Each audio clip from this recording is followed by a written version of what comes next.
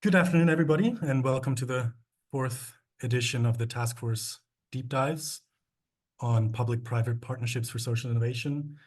If you're thinking now, oops, I actually signed up for something about blended finance and I'm in the wrong Zoom event, you're not, don't worry. We've just taken the liberty over the last couple of days to sort of sharpen the terminology and rename this event to public-private partnerships for social innovation. We will be talking about blended finance, but just as one approach to public-private partnerships and how these can really finance and fund social innovation in a more innovative way. Our trio of the team Financing Social Innovation of CENT-e.V. is led by Pablo Hoffmann, our project lead, and Angelica and myself contributing as project managers. We have two wonderful speakers today for you. Firstly, somebody who's a familiar face in the social economy sector. He is the executive of FASE, so Finanzierungsinstrumente für Social Entrepreneurship, Dr. Markus Freiburg. He will be talking about blended finance today and his work around revolving around the ESIF. And also joining all the way from Ireland is Madeleine Clarke. She's the former executive director of Genio. Genio is a European organization based in Ireland that works closely with philanthropic and public partners. And she will be talking about her work about public philanthropic pooling of capital and partnerships, and her work revolving around two funds, one the Service Reform Fund and also the European Social Catalyst Fund. And we're very excited to have both speakers with us today. But before we jump in, just a quick reminder why these two topics and these approaches are very relevant to this task force format.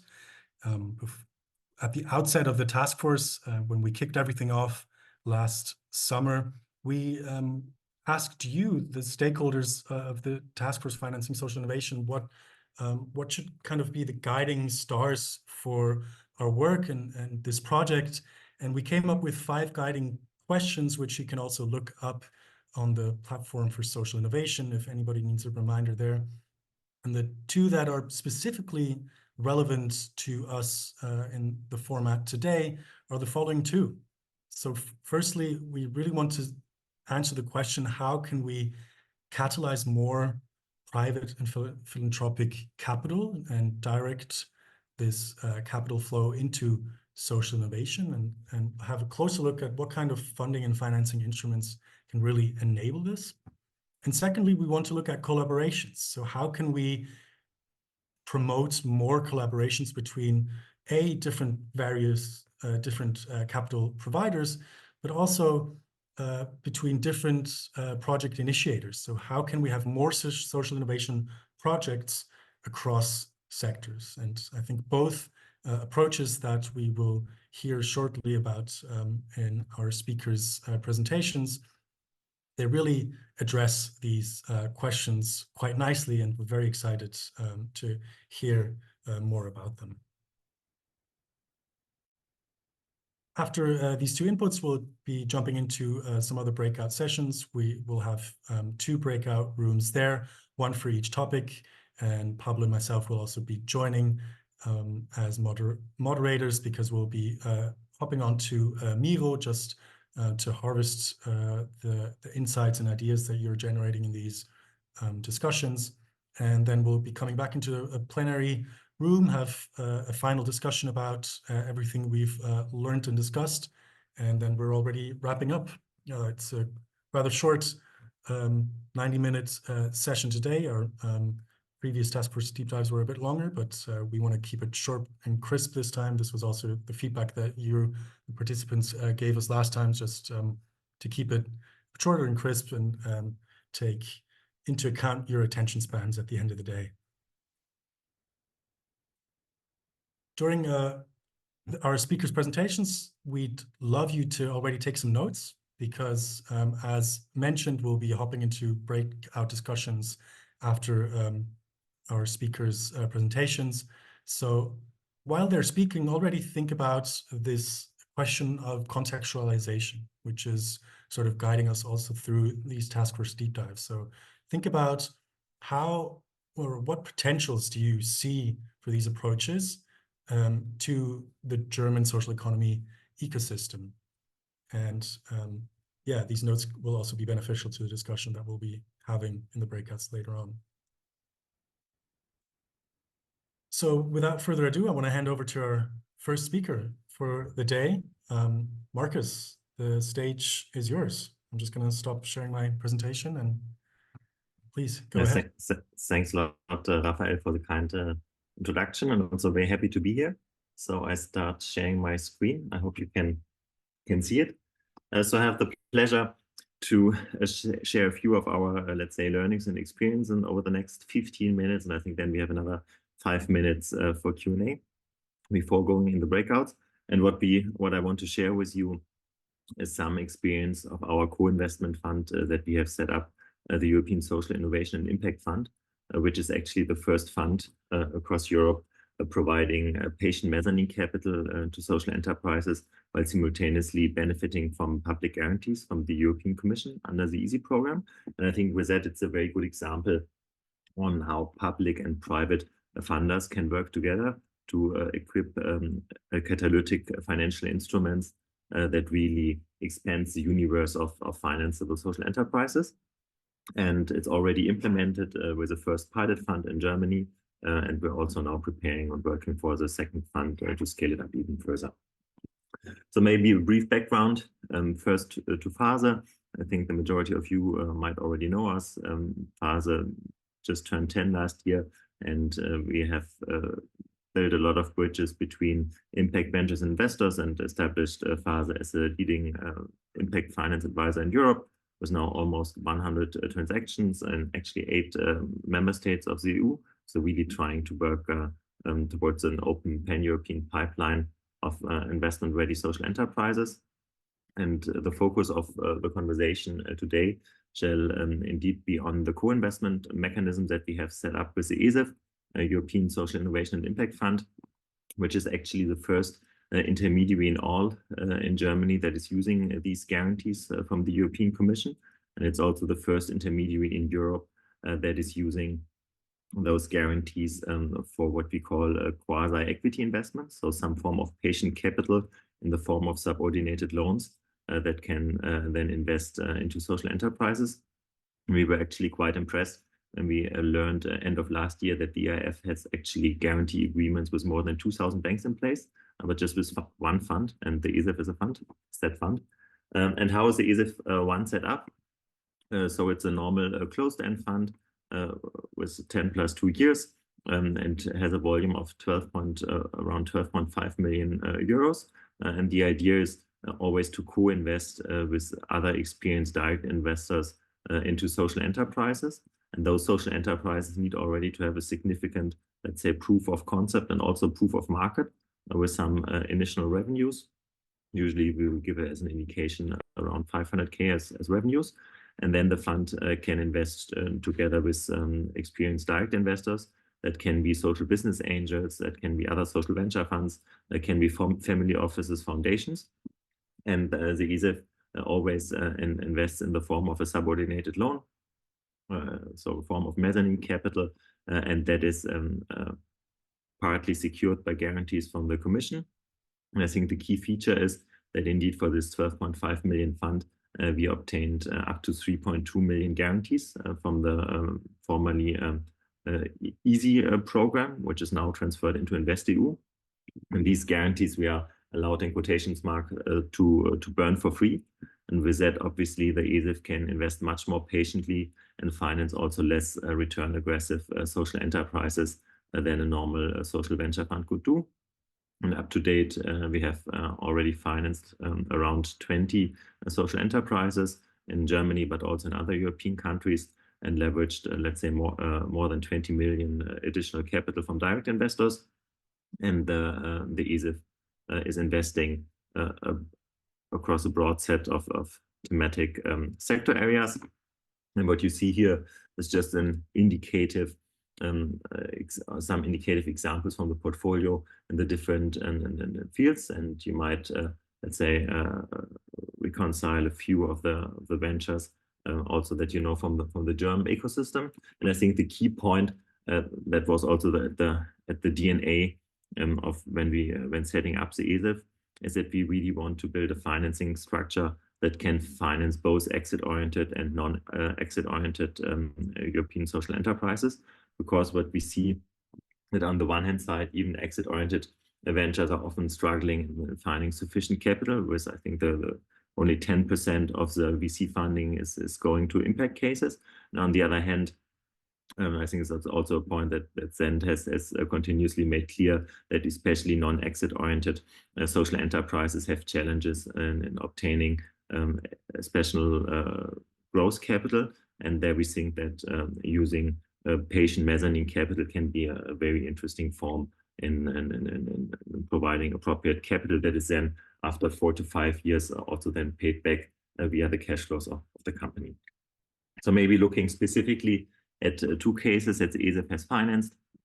One example is from Sweden, Ignitia. Lisa Smith is the Ashoka Fellow behind it, and they have developed a very innovative and precise weather forecast tool that enables smallholder farmers in Africa to benefit from very precise weather forecast so that they can adapt their farming practices over the whole funding cycle. And the weather in those regions is very volatile, and Ignitia has very precise, let's say, forecasts that they send to the smallholder farmers via text messages so that they can adapt their farming practices. And it's quite astonishing. So there are third-party studies showing that this technique leads to yield increases of up to 80%. So a very significant success.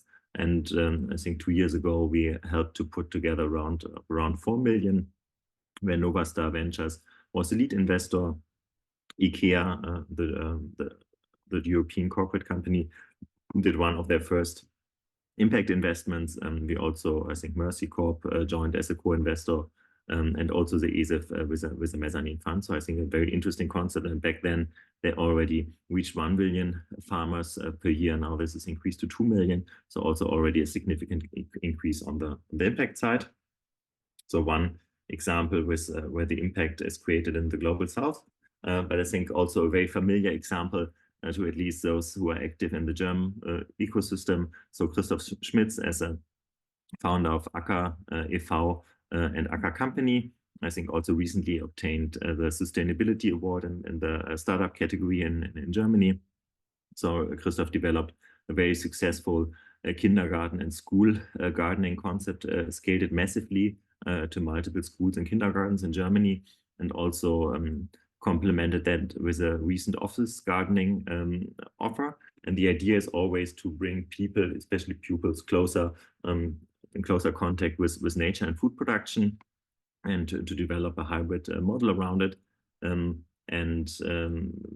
is also one example of an investment that the ESIF invested together with some experienced direct investors. And I think it's also an interesting example how they are scaling their impact. And also a good example, we just had another, let's say, session a few days ago, that now they're also on the association level are switching to a system change in this initiative to really, let's say, achieve a systemic impact. And I think especially those types of ventures, also associations or not-for-profit limited liability companies, can be very, let's say, elegantly financed with mezzanine capital. And I think the ESIF provides a very good tool for that. That is maybe a short example of what we have done with the ESIF. Now the question is obviously how can we manage to scale that even further? And we are currently finalizing the concept for the ESIF 2, which shall be the follow-on fund for the ESIF. And the aspiration is to build the leading European co-investment fund for impact ventures. And maybe some of you know Coparion in Germany, who is an established co-financer in the traditional VC world. And our aspiration is really to build the European Coparion for impact ventures, if you would like to say. And we want to, let's say, scale the model of the pilot fund of ESIF 1 to a 100 million fund. And the main driver behind that is that actually also the guarantee scheme was adapted. So initially it could cover a maximum of 500K per transaction. Now this limit is increased to 2 million. And with that, obviously, we are also in a position to significantly increase the fund volume for the ESIF2. And the idea is to finance up to 50 social enterprises across Europe with initial, let's say, investments of up to 1.5 million, and then also have the opportunity to join on follow-on investments of up to 1.5 million as well. So that overall, the maximum allocation would be up to 3 million. And I think with that, the ESIF will be a very interesting financing partner in the European universe to co-finance both exit-oriented but also non-exit-oriented companies. And the ESIF2 will mainly invest with convertible loans that are also covered by the guarantees, but also and that can finance both, let's say, non-exit-oriented companies, but also exit-oriented companies in pre-Series A rounds, for example. And the ESIF2 would also join directly with equity in Series A rounds. And also here, the guarantee, so the public funding will be the core enabler of the fund. So we have already filed in for an application for the guarantees from the EIF, again now from InvestEU, and already got pre-selected pending due diligence for up to 16 million guarantees that we can use for the ESIF2. And that obviously I think is a core enabler of the fund to be, let's say, more patient again and also finance less return aggressive social enterprises. And we have also already now with the experience from the ESIF fund, where since last year we are also opening up the ESIF to co-invest alongside, let's say, experienced partners from our investor network, seen that there's a significant interest from co-investors also across Europe to get the ESIF involved, because I think it's a very good way to bring more capital into the financial ecosystem and provide social enterprises with the needed, let's say, funding needs. And the ESIF itself will invest across Europe. Currently, we are foreseeing 30 to 40% of the investment in Germany. So it will also be an important co-investor in the German market, invest up to 20% in CE, and the rest in Western European countries. And sector-wise, the ESIF2 will have a rather broad focus with 4 key topic areas. One is education, employment. Second is health and well-being. The third is food and agriculture. And the fourth is circular economy and climate action. And if you look at the core, let's say, parameters that we foresee with the ESIF2, it's on the one hand side, it's a clear focus on impact and the opportunity to finance both exit but also non-exit oriented companies, and by that also have a broader impact spectrum financeable than a normal, let's say, VC-driven fund could do. As an co-investment fund, there's also a clear focus on cooperation with other leading impact investors across Europe, which could be social venture funds, it could be family offices, foundations, or also corporates we are seeing as an emerging investor in the field. Obviously, significantly benefit from the risk reduction of the guarantees, and compared to ESIF1, we have also now slightly adapted the investment strategy so that we are focusing on convertible loans and also, let's say, complementary equity investments, so that overall we think that the ESIF2 can also be in a better position to participate on the upside potential and also offer a meaningful return potential for investors. The ESIF2 will have an active portfolio management, and with that then invest in a diversified portfolio of up to 50 social enterprises. That may be in a nutshell, and I think with that I would open it up for questions. Amazing. Thanks so much, Markus. I think it's just fascinating to hear how you're really making the case for social innovation on a European level and helping to establish social enterprises as an investment case. Yeah, thanks so much for your input. We now have 5 minutes for a quick Q&A. So if anybody has any questions for Markus, any impulses, feel free to just raise your hand and ask away. We As an icebreaker, I could add one further information. I think that also Please. nicely, let's say, connects back to the important work that Zen is doing, and also relating back to the social innovation strategy that the German government has adopted, I think, in September, because as one of, I think, their key initiatives, they are also foreseeing a pilot investment into a mezzanine fund. And I think, given that there are also not so many mezzanine funds around, obviously, I think we are one of the parties that they're talking with, and it could be an interesting element also to implement or to have one concrete outcome of the social innovation strategy in Germany. Sure. I see two hands here. I think, Wolfgang, you were first. Yes, thank you. So, Markus, you were talking about social innovation. What is your view on how social innovation changed in Germany over the last 10 years? So do you see other types of social innovation than previously, or what is your impression in terms of funding, in terms of the business models you're seeing, or the impact models you're seeing? Well, I think, thanks a lot, Wolfgang. I think very good question. I think we see that the ecosystem is, let's say, getting more professional and also more diverse. And I think we really see that there are two, let's say, independent streams, so to speak. One is more, let's say, traditional exit-oriented companies, where also more and more founders from, let's say, the traditional tech scene are entering the impact scene. And there is a lot of, let's say, need for impactful models. And if you compare to the overall, let's say, VC funding, there's only still a fraction of around 10% going into impact cases. So I think that's one stream. And on the other hand, we see that especially this, let's say, coming from an sometimes NGO background, more, let's say, social innovation focused social enterprises require more patient capital. And there we see a general lack of this patient, let's say, capital in the market. And also the discussion is ongoing for quite some while. We still see a lackage of that, a shortage of that capital in the market. I think the European Commission is doing quite a lot with InvestEU to bridge that gap and provide patient capital. I think also the German strategy is very important to make an additional step here. Regarding sectors, I would think that indeed the majorities of the cases that we have been seeing are around the four sectors that I mentioned. So education, employment, health and well-being, food and agriculture, and also circular economy and climate action, with, I think, different, let's say, ups and downs over the last 10 years.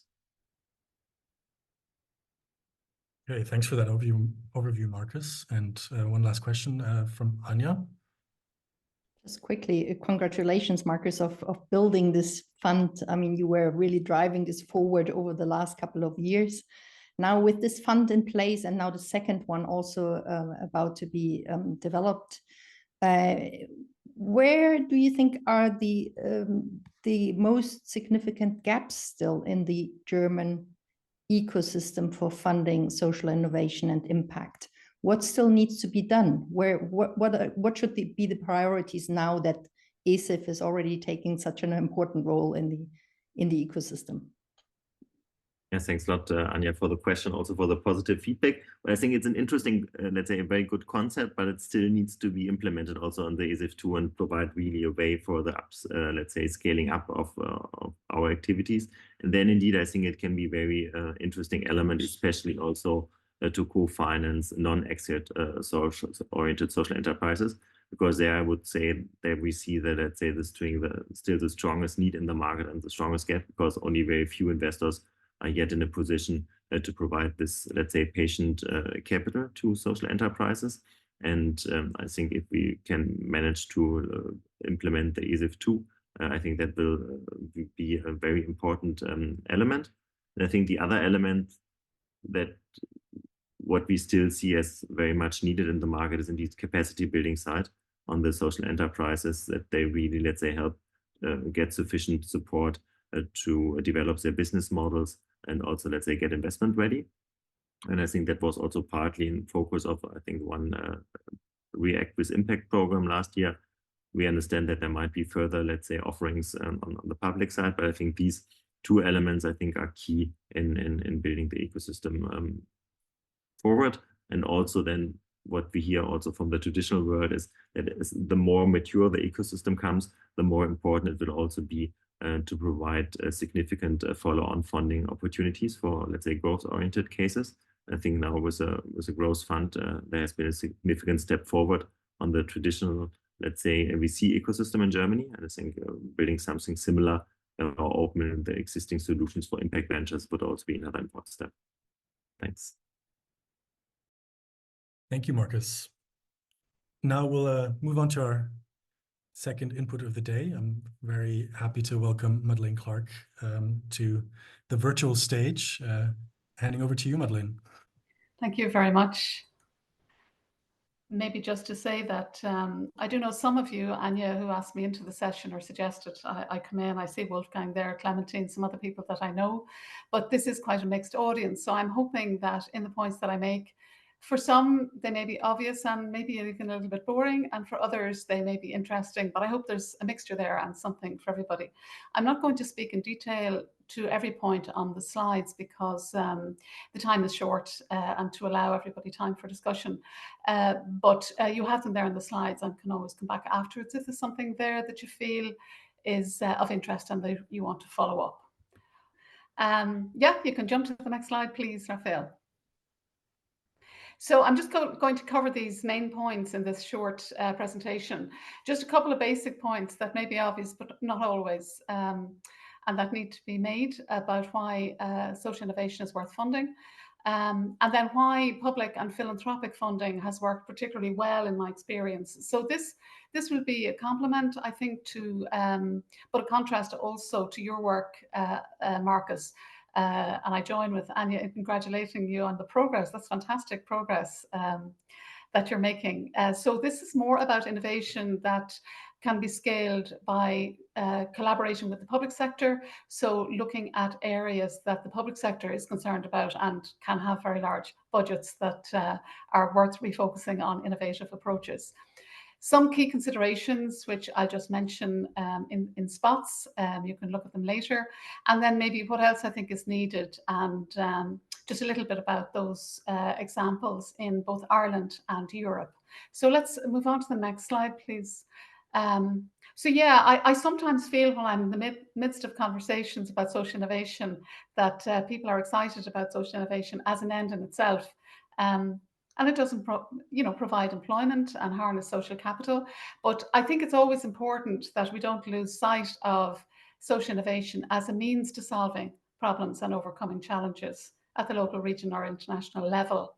And then if we're looking to the public sector to spend taxpayers' money on social innovation, that's really only justifiable, I think, if the challenges that we agree are priorities are ones that social innovation is targeting. So in that context, I think seeding, growing, and particularly scaling is important. And I do believe that unless we use the solutions that are being developed in the social innovation field to help solve some of the problems that our countries are facing, that really the whole project of social innovation will be in jeopardy. So with those kind of basic points in mind, maybe on to the next slide, Raphael. Yeah. So in creating mechanisms, I don't know a lot about what's happening in Germany, but in the little bit of briefing I got before coming onto the session, again, using public funds, very useful if it can help meet the challenges involved in national policy objectives, because they're mandated, through the electoral system. But social innovation, as you know, is often seen as separate and not always a useful endeavour by the departments, the government departments that are really grappling with these big health and environmental and social issues. And this isn't helped, of course, by locating social innovation separately away from key government departments. Now, obviously, it has to sit somewhere. And in most countries, we see that it's sitting in the department that is concerned with labour, skills, education, and that's really to do with the history of European Social Fund association with labour and employment. But really knitting it in and showing the value of what can be offered from this field to government departments that really have big problems on their desk that they're trying to solve. I also have to say that it's not helped by social entrepreneurs and innovators who promote their innovations somewhat, passionately, but maybe without due regard to the context. And sometimes this is because where innovations are going to scale through the private investment market, then the culture there is very much about pitching. It's very much about engaging. If you're looking at the public sector, in my experience, some of the most innovative people I've met are in the public sector. They're not necessarily waiting for people to come along with these marvelous innovations that they haven't come across or haven't heard about. They're not short of ideas. There are queues of people coming through the door with ways to solve problems more effectively, more cost effectively. So sometimes people come with ideas that they don't sufficiently locate within the context. So if we look at the next slide, then why, in our experience, a public and philanthropic fund works? Well, first of all, refocusing current public budgets in any direction to help social innovation or anything else is just a major challenge for some of these reasons. Existing legislation, regulations, new policies to implement, the quality assurance recommendations that come out, sometimes with no increases in budget, the increasing public customer patient pressures, demographic trends, and then tensions between issues such as, current agricultural methods, for example, and climate change. We all have seen that erupting across Europe. So this is the context into which innovators and entrepreneurs are often pitching. And if we look at the next slide, we can see why bringing together public and private funding can really work. Well, first of all, if you set up an additional fund alongside current expenditure at the beginning, you're not really asking anybody to give away anything. So I often think about public service reform as, taking the bone from the dog. So we all think we're doing the right thing, spending money in the best way. And then if something else comes along, we don't really want to lose that resource to try something new. So if you do this as an additional fund, and particularly bringing in philanthropy, the opposition from vested interests is less likely. And the philanthropic element can provide an impetus. So, there's no public official that wants to prepare an answer to a question in Parliament about why they turned away philanthropic money from a foundation to help with a problem that everybody knows needs to be solved. So even without a lot of enthusiasm, and that's not always there on the part of public officials, sometimes it is, but not always, the philanthropic element really can provide an impetus because it needs to be accepted, usually, and then it needs to be made best use of. So for the public system, it's a way it provides an opportunity to introduce innovations that are often better than the current practice and often more cost effective, which is critical with the pressures on budgets. And then they can fast track their progress towards policies. For philanthropy, and actually my original interest in this area was to get involved in seeing, could philanthropy be used in a very impactful way to really secure large-scale change. It does provide the possibility, if you're blending with government funding, to really catalyse sustainability and secondly then scaling. So it's not about giving it away to great projects, it's about giving it away with a lot of strings attached for guaranteeing sustainability and scaling. And then of course you're multiplying the impact. And then both the philanthropic funding and the public funding can be very useful to attract particularly growth investment, where the philanthropy and government are providing some patient capital for innovations that may need some private investment to scale. So on the next slide, some key considerations. So in setting up any kind of mechanism, and again, I won't go through all of these, but the kinds of things to think about is, what level of interest is there, to be really clear about the objectives? What is the focus going to be local, regional, national, all of the above? Where is there an interlink between the public policy objectives and the missions of the foundations that become involved? What's the right ratio between them? When we started in Genio, we had a 1:5 ratio of philanthropic to public money. When we moved on to a bigger fund, which I'll mention just before I finish, it was 1:3. So it depends really what it is. I won't go through the rest on that slide. Maybe just the next slide to mention, deciding on the size of a fund is really critical, and it needs to be based on really a good bit of intelligence gathering. So if a fund is too big and it can't be absorbed by the capacity that's there, that's a dangerous thing to do, because then the project can fail and then people don't want to do this again. If it's too small, it can fail to attract attention or get people to engage with it. So really knowing what do you want to do with it and what is the absorption capacity of funding and what can be available. We've used competition quite a lot in Genio. We've put out planning grants on a competitive basis. We've put out much larger grants on a competitive basis. But in general, I think a very careful sequence strategy is really needed. So on the next slide then, what else is needed? Just one slide on this. Well, I think I'm speaking to the converted and some real experts on this session about non-financial support, so, because you do seem to have some very developed expertise in your country. What we have found to be gaps in particular is making really good judgments about the potential of innovations to scale. How do you validate an innovation for scaling? So I've just put in a link there on the slide to a publication which does just that, gives some guidance on that. Our experience has been that, you know, straightforward playbook type versions of how to scale or create systems change is just not really useful.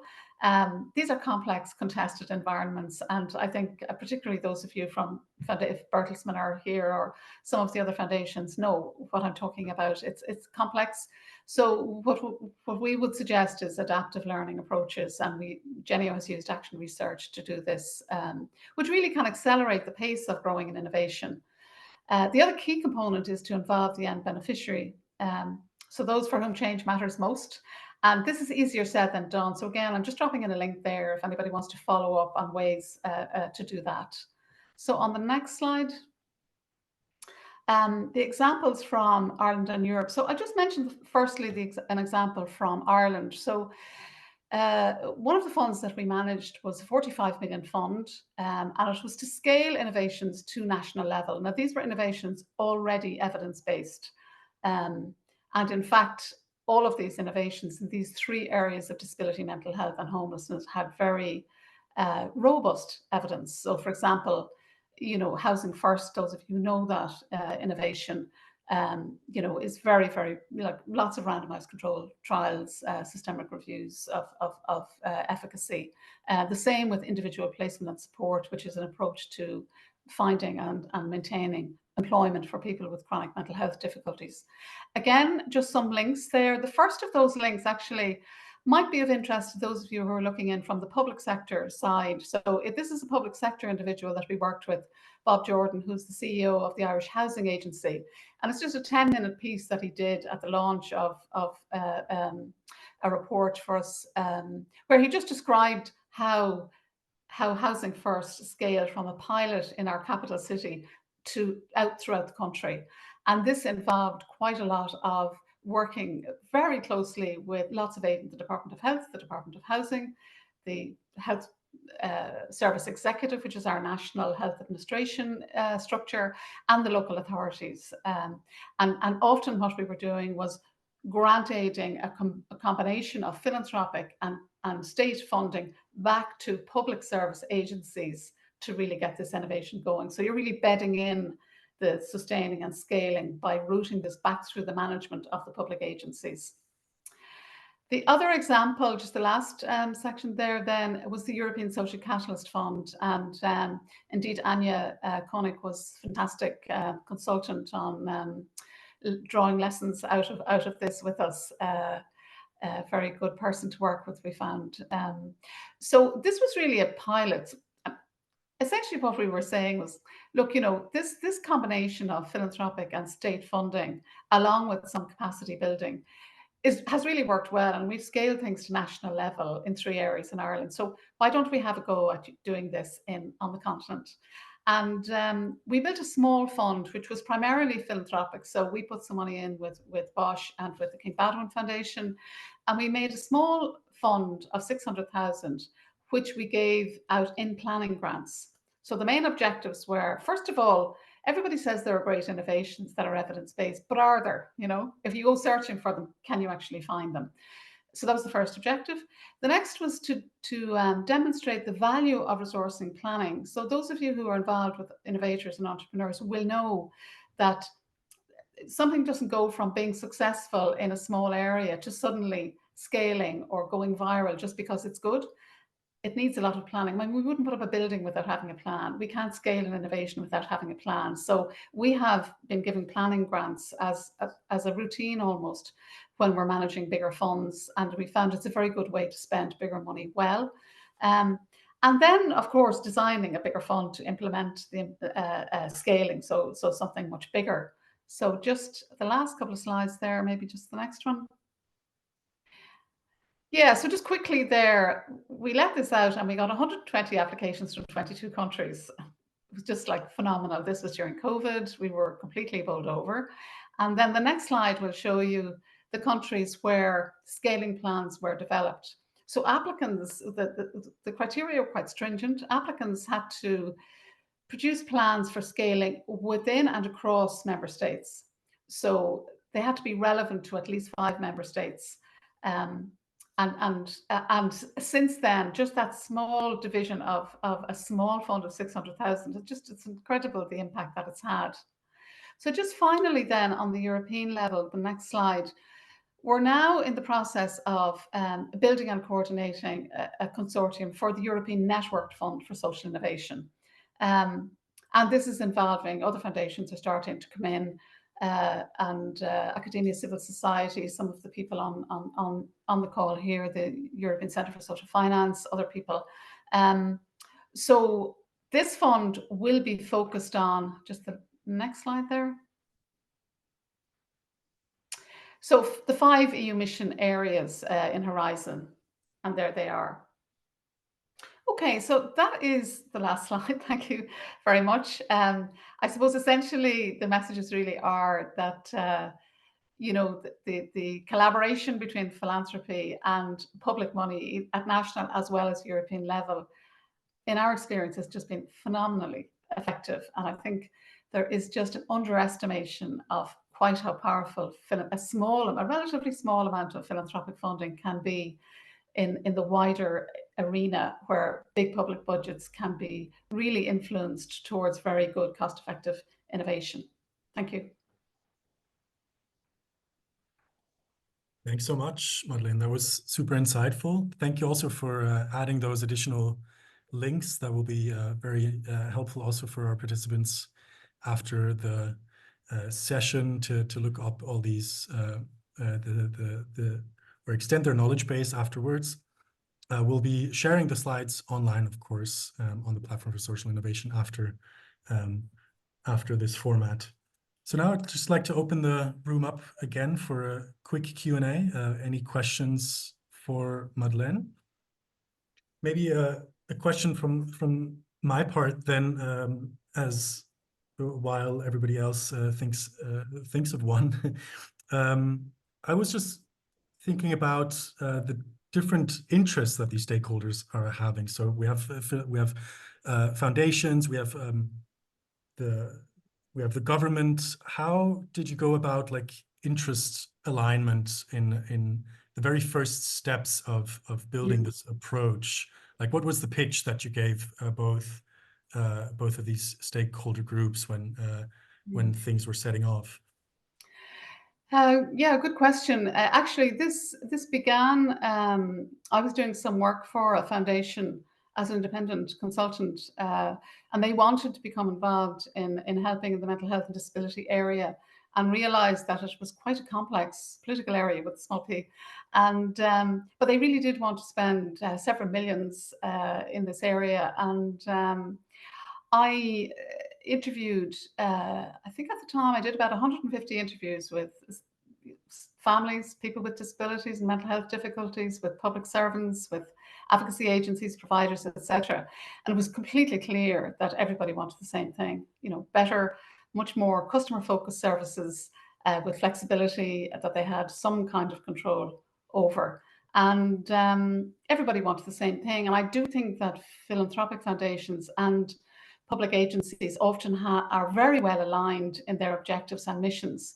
So I was recommending that instead of the foundation going off and deciding on great programs that they would fund and then hope that they would find a way to sustain themselves, that they don't do that, that instead they go and sit down with the government officials, recognize common interests and form a strategic alliance. Now, at the time, they were both nervous of each other doing that. You know, if you let the philanthropists in too close, then you're almost committed on the public side. You know, so I ended up brokering that kind of arrangement, and decided, okay, this can be an example of how we can do this, and let's set up an organization that really forges those alliances and brings the best in these different sectors together to grow that kind of impact. Okay, super interesting. Thank you. Lucas, your hand is raised. Yeah, thank you very much. I got one question. Is there like a distinction between the basic services the state is providing and the public philanthropic partnerships you described? No, what we were trying to do was to initially try and move practice into line with policy. So as in many of our countries, if you look at the policy for any of these groups, it looks wonderful. It's usually aspirational and not implemented in every respect. So what we were really trying to do is help government use philanthropy to increase the degree of practice in all services, publicly run and run by others. So we were giving grants to agencies that were outside as well as inside government. And we were doing that in a way that was guided by service users. So we would involve service users on planning grant committees, on the major grant committees, etc. So a lot of what we were doing was trying to convene and facilitate and stand back. I would say that the thing that we learned, certainly I learned the hard way, is, you know, often the difficulties with these problems, they're complex because they need a lot of different stakeholder involvement to solve. But on the government side, it's either your problem in your department or my problem in my department, or your budget or my budget. And sometimes what we've done that has been helpful is just actually bring people to the table and stay in the background so that people can step forward and take responsibility for what's appropriately theirs, rather than initiating something and then being left with the total problem. So it took us 18 months to bring health and housing together for Housing First, but it did work in the end. Yeah, that really shows how important a facilitation organization like Genio is in this case. Wolfgang, maybe one. I had pretty much the same question. So my understanding of government is that you, as a government, you decide on how you allocate public budget to projects you find are in the public interest. So in this case, you give money to Genio to decide on behalf of the government where the money should go. I'm just simplifying. How do you see this balance between, like, you're giving up control, like how do you see, like, how much control did the government keep in how you allocated the money? Yeah. And like how was this balance done in the end? And what is your insight, like, being in the middle of both sides? Like, how much control did they give up? We don't. We're very much below the radar, not looking for control. So the way we've done it is we set up an independent trust. So both the foundations and the government can put money in. The advantage to that is that from the government side, you don't have to spend it all by the end of the year, whether you're ready to or not. That's very helpful. And we work out with both sides jointly what are the criteria against which funding will be allocated. So they stay in complete control. It's their money. It's their money. It's still their money, even if it's residing in the Genio Trust. It is their money. That's so it's restricted, completely transparent funding. And yeah, we just work out those criteria, and then we advertise the grants on a competitive basis and evaluate the proposals. And what's helpful from the government side is if people are unhappy with the result, we can step forward and explain in a very logical, rational way the criteria and all of that. So it shields the politicians, it shields, you know, we don't mind taking that kind of criticism. But yeah, the control is always theirs, Wolfgang. I mean, we're values-led organization. So obviously we wouldn't take money for anything, but once it's in line with the values of Genio, it's fine. Great. Thank you. Thanks, Madeleine.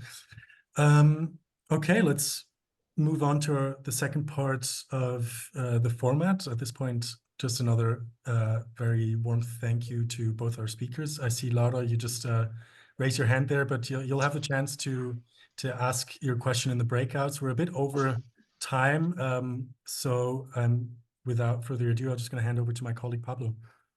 Yes, thank you so much, Rafa. Yes, as Rafa said, we're now going into our second rounds of breakouts for today. As we've done in the previous deep dives as well, we would love to look a little bit deeper into the two topics that we talked about today, and give a little try on a little contextualization of what we just heard.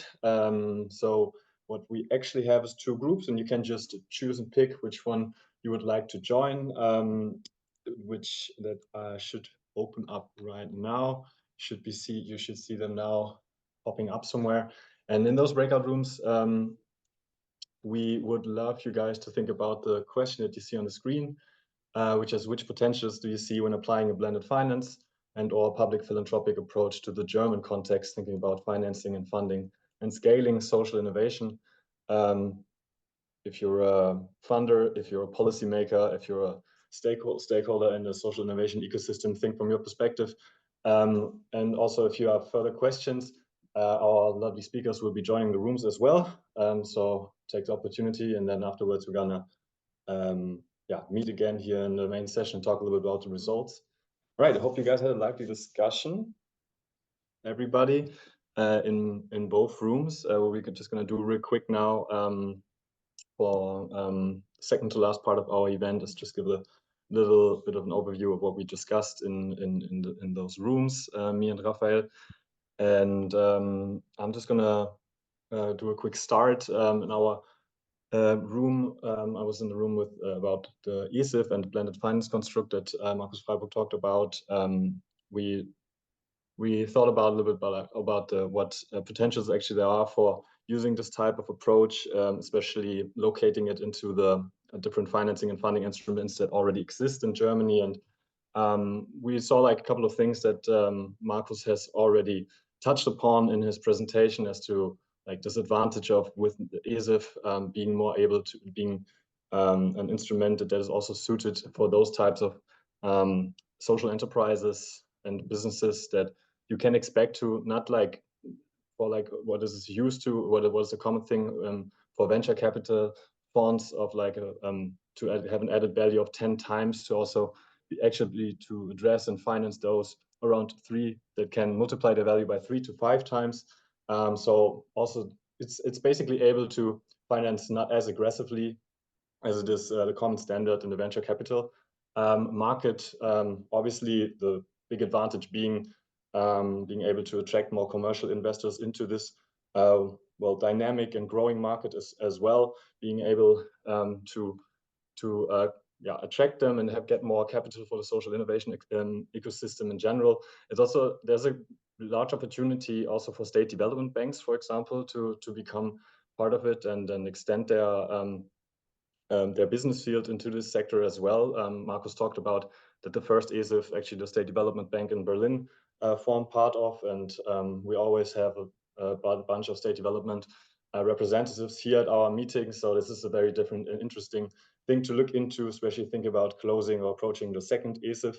And another thing that Markus mentioned as well is specifically, and this is very interesting to us here at CENT as well, looking at the various legal entity forms that we have also in our networks that range from like public entity and the non-profit associations to the typical startup legal entity forms, whereas the ESIF, for example, has also financed or participated in a financing round of a cooperative recently, and looking at all those like promising business cases of especially digital cooperatives that we have here, not just in Germany, but all over the world. This is a very interesting and another factor for this type of financing instrument to make the case to being one very important one for the social enterprise ecosystem here. And yeah, maybe that's enough for now from what we heard in our room. I'll hand it over to Raphael to let us a little bit know how it was in the other room. Yeah, thanks. I'll try to keep it short and crisp, as time is slowly running out. But we had a very interesting talk in our breakout session. It was more a bit of a extended Q&A, one could say. The first topic that we talked about was how a bit more like about the sequencing of innovation, especially with Laura Kromminger bringing up the point that a lot of social entrepreneurs, but also politicians, kind of fall in love with solutions. So people are kind of creating an innovation and then searching for a problem to apply it to, and this should actually be the other way around. So we should be starting with a problem statement rather with the solution. And this kind of leads to that we should the importance of defining success criteria in the beginning and alongside the whole project, and having organizations like Genio, who has non-governmental and or like external stakeholders, really help with the evaluation process of these innovations. Then we also had a quick talk about the ideal fund size or the sweet spot. And Madeleine made the very good point here that money alone doesn't really help, but there needs to be a market of social innovation that can actually absorb the capital that is provided by the fund. Otherwise, fund managers are sort of forced to spend it anyway. And we had a closer look at what Genio, what the core business of Genio is. Wolfgang coined the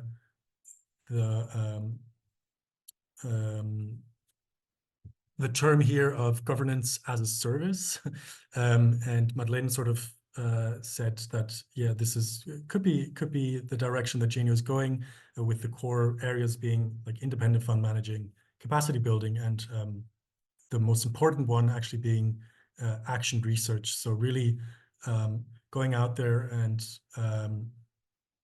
investigating if these innovations, these actions are actually working and worth scaling further. And Laura Kromminger connected this action research point to the topic of involving the beneficiary, or how Madeleine said it, the customers. So the customers of the of the respective social innovation are the ones that should be asked if or should be consulted if actions and innovations are actually working or not. Anything that wants to be added here from our breakout room, maybe? Okay, then back to you, Pablo. Right, thank you.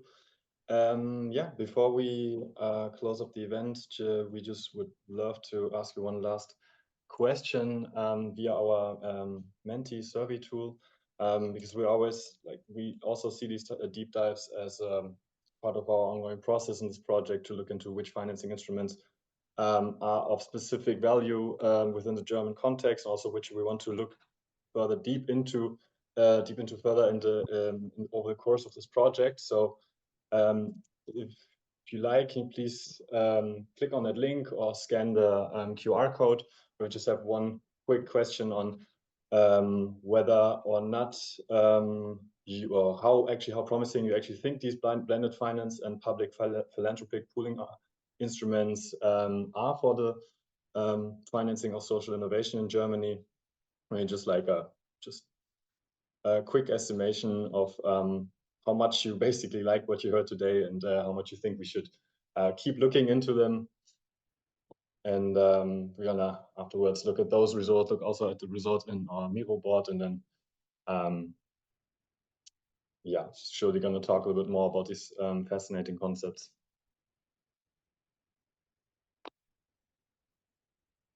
Actually, not sure if 5 is the maximum or 5 is the middle, but it seems like 5 is the maximum, so it looks pretty good so far. I'll take a little bit more time to just... okay, thanks, Clementine. Well, that's good to know. Staying pretty sharp. 4.8 is still pretty good result.